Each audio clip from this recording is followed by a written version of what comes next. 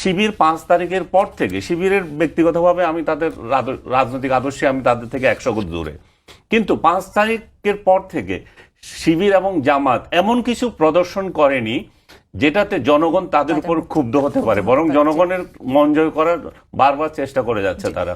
ঢাকা বিশ্ববিদ্যালয়ে যে ঘটনা, যে 24-এর গণ অভ্যুত্থান, এই গণ অভ্যুত্থানে নেতৃত্ব আসলে কে দিয়েছিল, কারা এর পেছনে ছিল, এটা নিয়ে কিন্তু বিরাট বিতর্ক। এই যে এনসিপির লোকজন সামনে চলে এসেছে, তারা কতটুকু আসলে এই বিপ্লবী ভূমিকা রেখেছিল, শিবির কতটা ভূমিকা রেখেছিল, শিবির একটা সংঘবদ্ধ দল, তারা কতটা ভূমিকা রেখেছিল তরুণদের কাছে, সেটা কিন্তু আমরা হয়তো না জানতে পারি, তরুণদের কাছে তার হিসাব আছে। আমি ব্যক্তিগতভাবে বলবো যে আমি বহুবার এই 5 আগস্টের পর এবং 5 আগস্ট ঘটার আগেও বলেছি শিবির এই আন্দোলনে শিবিরের ভূমিকা আছে, এবং 5 আগস্টের পরও আমি বেশ কয়েকটা টক শোতে বলেছি যে শিবির এখানে বড় ধরনের স্টেক রেখেছে এই শেখ হাসিনার পতন আন্দোলনে।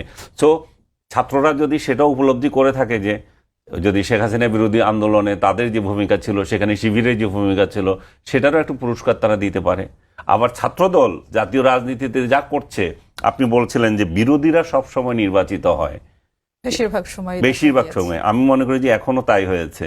ছাত্রদল নিজেদেরকে প্রেজেন্ট করছে তারা সরকার চালাচ্ছে, তারাই সরকার।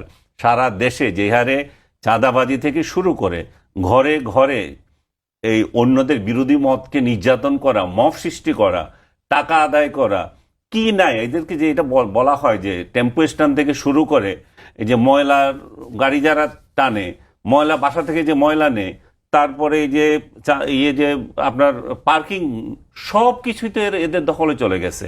এরা এই দখল বাণিজ্য এমনভাবে করছে যে থানাগুলো ওদের নিয়ন্ত্রণে চলে গেছে। থানার ওসিদের সাথে ওরা বসে চা খায়, আড্ডা মারে, গলায় হাত দিয়ে নামে। তখন সাধারণ জনগণ তো এদেরকে দেখে যে এরা কত প্রভাবশালী।